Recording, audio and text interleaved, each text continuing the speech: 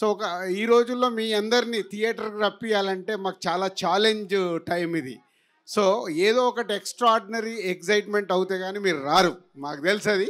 కానీ తమ్ముడికి మిమ్మల్ని రప్పియటానికి అన్ని విధాలుగా ప్లాన్ చేశారు డైరెక్టర్. ఎంసీఏ వకీల్ సాబ్ తర్వాత డైరెక్టర్ చేస్తున్న సినిమా కాబట్టి ఈ థియేటర్ ఎక్స్పీరియన్స్ ఎలా ఉండాలి. సో అక్క తమ్ముడు అంటే మేము టీవీలో చూస్తాంలే, థియేటర్ వరకు ఎందుకంటారు, మీరు రారు మాకు తెలుసు. అందుకే థియేటర్లో ఉండే ఆ 80 days వీళ్ళు ఫారెస్ట్లో షూట్ చేసింది ఏంటంటే థియేటర్లో మీకు ఒక ఎక్స్పీరియన్స్ అంటే వావ్.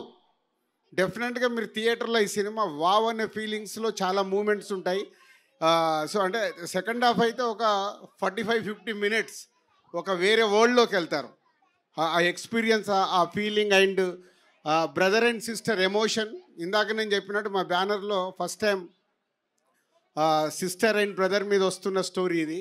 సో ఇంతమంది కిడ్స్ ఇక్కడ ఎలా అయితే ఎంజాయ్ చేశారో థియేటర్లో ఫ్యామిలీస్తో పాటు అలా ఎంజాయ్ చేసే సినిమా తమ్ముడు. సో సంక్రాంతికి వస్తున్నాం తర్వాత మళ్ళీ ఫ్యామిలీతో అటు మాస్ ఇటు మీరు ఫ్యామిలీస్ కిడ్స్ యూత్ యునానిమస్గా ఎంజాయ్ చేసే సినిమా తమ్ముడు.